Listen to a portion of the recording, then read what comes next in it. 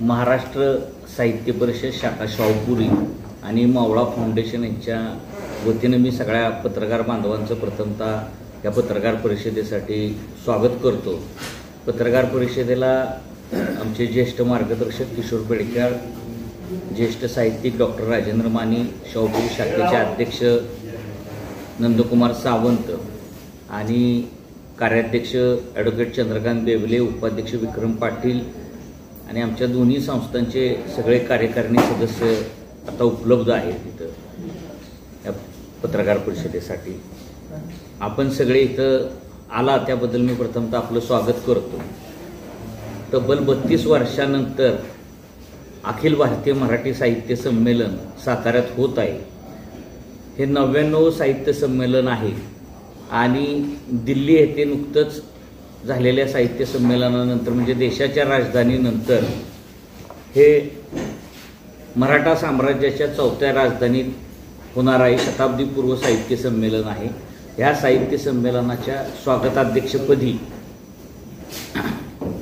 राज्याचे सार्वजनिक बांधकाम मंत्री नामदार श्रीमंत छत्रपती शिवेंद्रसिंहराजे भोसले यांची आमच्या दोन्ही संस्थांनी एकमताने निवड केलेली आहे आणि या निवडीची माहिती देण्यासाठीच आपण ही पत्रकार परिषद आयोजित केलेली आहे।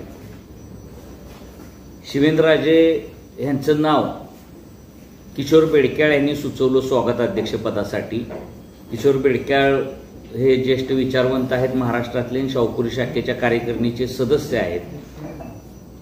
त्याचबरोबर त्याला डॉक्टर राजेंद्र माने ज्येष्ठ साहित्यिक, डॉक्टर उमेश करंबेळकर हे ज्येष्ठ साहित्यिक यांनी अनुमोदन दिलं आणि सर्व उपस्थित कार्यकारिणी सदस्यांनी त्याला एकमतानं पाठिंबा दिला आणि शिवेंद्रराजेंचं नाव आमच्या दोन्ही संस्थांनी एकमताने निश्चित केलं आणि निश्चित केल्यानंतर त्याची माहितीसुद्धा आम्ही अखिल भारतीय मराठी साहित्य महामंडळाला दिलेली आहे। अखिल भारतीय मराठी साहित्य महामंडळाचे अध्यक्ष प्राध्यापक मिलिंद जोशी, कार्यवाह सुनीता राजे पवार आणि उपाध्यक्ष गुरया स्वामी यांनी सुद्धा शिवेंद्रराजेंच्या निवडीचं स्वागत केलेलं आहे आणि त्यांनी अभिनंदन केलेलं आहे। शिवेंद्रराजे हे महाराष्ट्र साहित्य परिषद शाहूपुरी शाखेच्या पाठीमागे स्थापनेपासून भक्कमपणे किंवा खंबीरपणे उभे राहिलेले आहेत। मराठी भाषेवर त्यांचं नितांत प्रेम आहे। मराठी भाषेसाठी जे काही करता येईल ते करण्याची त्यांची तयारी आहे। मराठी भाषेला अभिजात भाषेचा दर्जा मिळावा यासाठी त्यांनी दिल्लीत येऊन आंदोलन करण्याची भूमिका घेतलेली होती। महाराष्ट्र साहित्य परिषदेच्या शाहूपुरी शाखेनेच हे आंदोलन जाहीर केलेलं होतं। महाराष्ट्रातले अनेक साहित्यिक या आंदोलनाला उपस्थित राहिलेले होते। या आंदोलनाचं नेतृत्व शिवेंद्रराजेंनी केलेलं आहे आणि भाषेसाठी दिल्लीत स्वातंत्र्यानंतर पहिल्यांदाच आंदोलन झालं आणि शिवेंद्रराजे हे एकमेव लोकप्रतिनिधी आहेत की रस्त्यावर उतरून त्यांनी मराठी भाषेला अभिजात भाषेचा दर्जा मिळावा यासाठी आंदोलनाची भूमिका घेतली। पंतप्रधानांना आपण 1 लाख पत्र पाठवली। ही पत्रसुद्धा पाठवण्याच्या मोहिमेचा शुभारंभ आपण शिवेंद्रराजेंच्या हस्ते केलेला आहे। अनेक वेळा शिवेंद्रराजेंना बरोबर घेऊन आम्ही मुख्यमंत्र्यांना भेटलेलो होतो। देवेंद्र फडणवीस असतील, नितीन गडकरी असतील आणि मराठी भाषेला अभिजात भाषेचा दर्जा देणं का गरजेचं आहे हे सुद्धा आम्ही मुख्यमंत्र्यांना आणि इतर जे महाराष्ट्रातले मंत्री आहेत किंवा केंद्रातले मंत्री आहेत यांना पटवून दिलेलं होतं। शिवेंद्रराजे हे साताऱ्यात झालेल्या विभागीय साहित्य संमेलन असेल, युवा साहित्य नाट्य संमेलन असेल, अशा संमेलनाच्या पाठीशी ठामपणे उभे राहिले।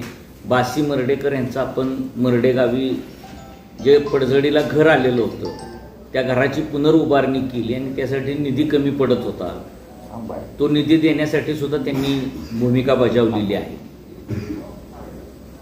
शिवेंद्रराजे हे स्वतः 2014 पासून आमच्यासोबत साहित्य संमेलन साताऱ्यात व्हावं यासाठी आग्रही राहिलेले होते।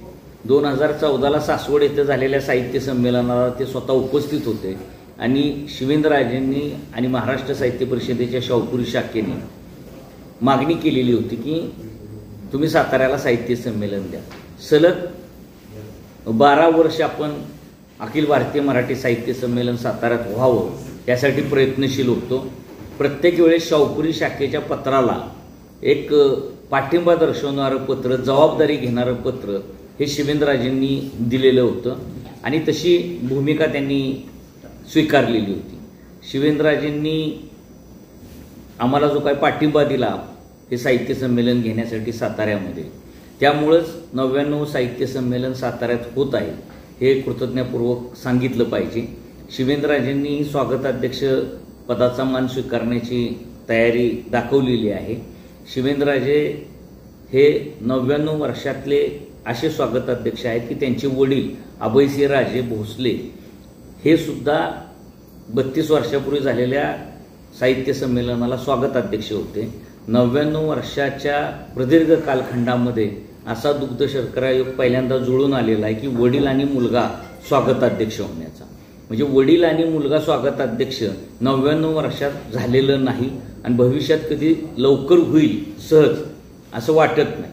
महत्त्वाचं म्हणजे मागच्या साहित्य संमेलनाचे स्वागताध्यक्ष आपले ज्येष्ठ नेते शरद पवार होते आणि शरद पवारांनंतर शिवेंद्रराजे स्वागताध्यक्ष होत आहेत. त्यामुळे हा मोठा बहुमान शिवेंद्रराजेंना आणि एकूण सातारा जिल्ह्याला लाभलेला आहे.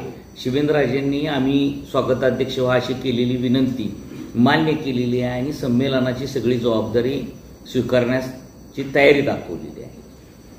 अखिल भारत 32 वर्षांनी साताऱ्यात होतोय, तर माझी सगळ्या पत्रकारांना सुद्धा विनंती आहे की तुम्ही सुद्धा संयोजकाच्या भूमिकेमध्ये या संमेलनामध्ये सहभागी झालं पाहिजे आणि काही ना काही जबाबदारी प्रत्येक पत्रकाराने उचलली पाहिजे. त्याचं कारण असं आहे की मी स्वतः पत्रकार आहे, संपादक आहे आणि संघटनेमध्ये काम केलेलं आहे. 32 वर्षापूर्वी ज्यावेळेस संमेलन झालं त्यावेळेस पत्रकारांनी काय केलं याची मला काही माहिती नाही. ऐक्य त्यावेळेस मोठं एकच वृत्तपत्र होतं ना, ऐक्यनं त्यामध्ये भूमिका बजावलेली होती आणि ऐक्यच्या मालकांनीच त्यात भूमिका घेतल्यामुळे ऐक्यच्या कर्मचाऱ्यांनी घेतली असावी अशी शक्यता आहे मोठ्या प्रमाणामध्ये. पण जिल्ह्यातल्या पत्रकारांना आपल्या यामध्ये सहभागी होण्याची संधी या संमेलनाच्या निमित्ताने एक पत्रकारच ह्या आयोजनामधला महत्त्वाचा घटक असल्यामुळं आपण सगळ्या सदस्यांनी त्यामध्ये सहभागी व्हावं, काही ना काही जबाबदारी घ्यावी आणि जबाबदारी पार पाडावी. कारण हे 6-7 महिने अखंड चालणारं काम आहे आणि हे संमेलन हे काही विनोद कुलकर्णीचं व नंदकुमार सावंत, शिवेंद्रराजे किंवा आमच्या कार्यकारिणीचं नाही. हे सातारा जिल्ह्याचं संमेलन आहे आणि सर्व सातारा जिल्हावासियांनी खारीचा वाटा यामध्ये उचलला पाहिजे. कुणी 1-2 जणांच्या ताकदीवर संमेलन आपण करू नये अशी माझी स्वतःची भूमिका आहे.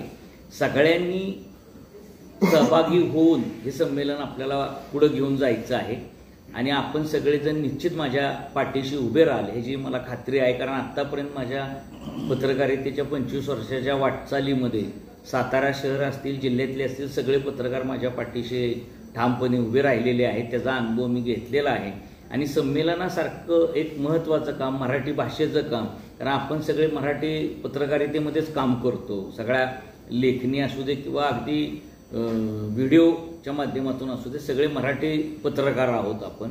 त्यामुळे हा भाषेचा जो उत्सव आहे, हा भाषेचा उत्सव अधिक चांगल्या प्रकारे, अधिक चांगल्या पद्धतीनं करण्यासाठी तुमच्या सगळ्याच्या सहकार्याची, साथीची मला गरज आहे. आणि एक इतिहास आपल्याला घडवायचा आहे की शताब्दीपूर्व साहित्य संमेलनामध्ये सातारच्या पत्रकारांनी सुद्धा भूमिका बजावली. त्याचं कारण तुम्हाला मी सांगतो की 99 वर्षात झालेल्या साहित्य संमेलनामध्ये पत्रकारांनी स्वतःहून पुढे येऊन फार काम केलं असावं असं मला वाटत नाही. साताऱ्यातून आपण तो संदेश देऊ की साताऱ्याचे पत्रकार हे साहित्य संमेलनासारख्या कामामध्ये स्वतःला झोकून देतात आणि एक चांगलं काम करतात. इतर संयोजकाला असं बोलता आलं नसतं, पण मी स्वतःच पत्रकार असल्यामुळं मी हे आव्हान करू शकतो. आणि जसं मी काही काम सातारा जिल्ह्याचं महाराष्ट्राच्या किंवा देशाच्या पातळीवर जाऊन केलेलं आहे, तसंच काम करण्याची संधी आपल्या सगळ्यांना आलेली. कारण अखिल भारतीय साहित्य संमेलन ही सतत होणारी गोष्ट नाही. सातारा शहरात सुद्धा 32 वर्षानंतर ही घटना घडते आणि पुढं 30-40 वर्ष पुन्हा हे संमेलन साताऱ्यात येईल याची शाश्वती आपल्याला देता येत नाही. कारण काही संस्था 50-50 वर्ष संमेलनं मागतायत, त्यांना ते मिळत नाही. आपल्या नशिबानं किंवा आपण केलेल्या शाहूपुरी शाखेच्या माध्यमातून केलेल्या कार्यामुळे हे संमेलन आपल्याला मिळालेलं आहे. तर तुम्ही सगळेच जण ह्या आपलं कार्यामध्ये घरचं कार्य असल्यासारखे सहभागी व्हा. शिवेंद्रराजेंनी सुद्धा आमच्या सगळ्यांचे आभार मानलेले आहेत की तुम्ही मला स्वागताध्यक्षपदाचा बहुमान दिला माझ्या वडिलांनंतर, आणि या संमेलनाला लागेल ते सहकार्य मी करेन. देशातल्या आणि प्रदेशातल्या सगळ्या मराठी बांधवांना मराठ्यांच्या राजधानीमध्ये येण्याचं निमंत्रणसुद्धा त्यांनी दिलेलं आहे की राजधानीतल्या संमेलनाला आपण या, सातारा जिल्हावासी आपलं जोरदार स्वागत करतील.